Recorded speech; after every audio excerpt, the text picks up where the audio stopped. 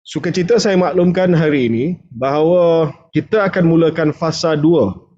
Kita akan mulakan fasa 2 program imunisasi COVID-19 pada 19 hari bulan April.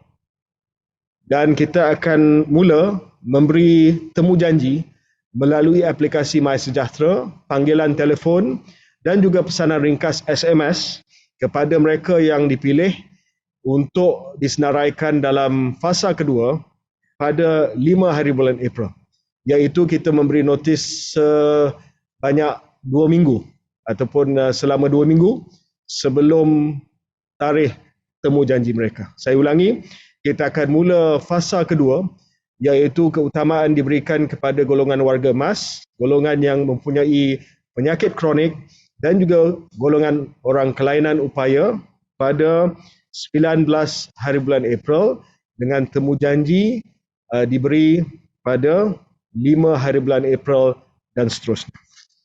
As you previously mentioned that those who have signed up for the vaccine in phase 2, if there isn't enough participation, you will allow those in phase 3 to get vaccinated.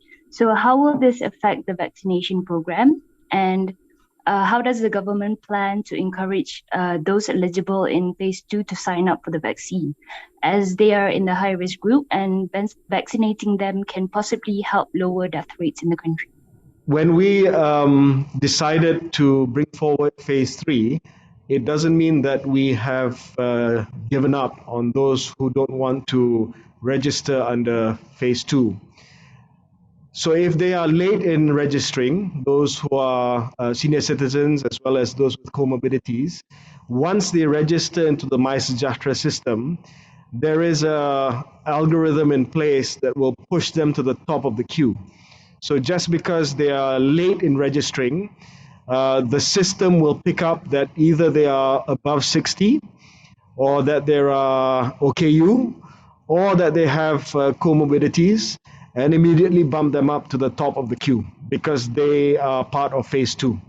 So while waiting for them, we decided as long as the supplies are sufficient, we will continue with those who have registered early in phase 3, as well as some special circumstances, and this I'm talking about economic frontliners, which we will be announcing shortly, so that we can continue with the immunization plan. What are we doing to encourage and ensure that more people from phase 2 will register? As I said, apart from our efforts at door-to-door and face-to-face registration, which is being handled by NADMA, the National Disaster Management Agency, as well as the Civil Defence Force, as well as the state governments, the district office, the village committees, going really door to door and encouraging people to get vaccinated.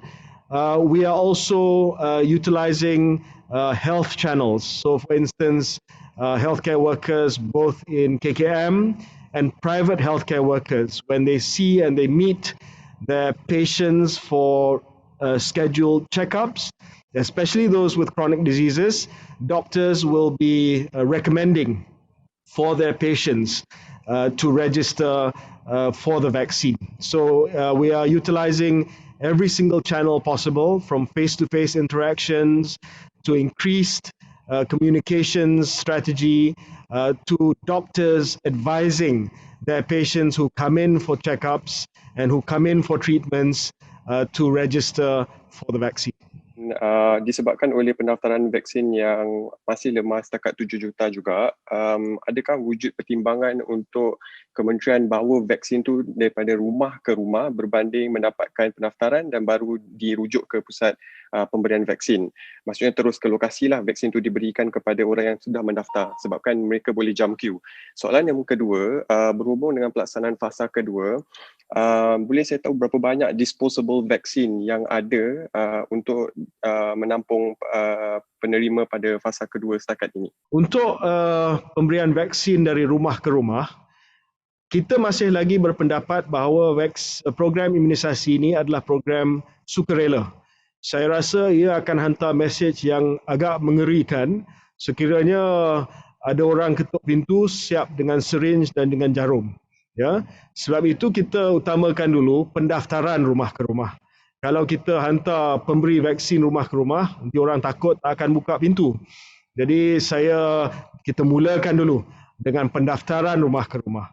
Sekiranya kita dapati bahawa orang yang dah daftar memang sukar untuk pergi ke pusat pemberian vaksin. Sebagai contoh, pesakit terlantar yang memang tak boleh bergerak mana-mana.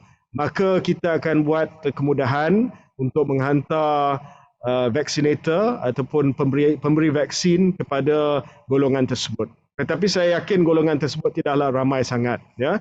Saya rasa sebahagian besar akan dapat pergi ke pusat pemberian vaksin. Bagi keperluan untuk fasa kedua, seperti mana yang saya umumkan tadi, minggu depan saya akan memberi taklimat kepada media berkenaan dengan jadual penghantaran dan kita akan dapat gambaran yang lebih jelas berkenaan dengan jadual penghantaran dan juga KPI bagi fasa 2.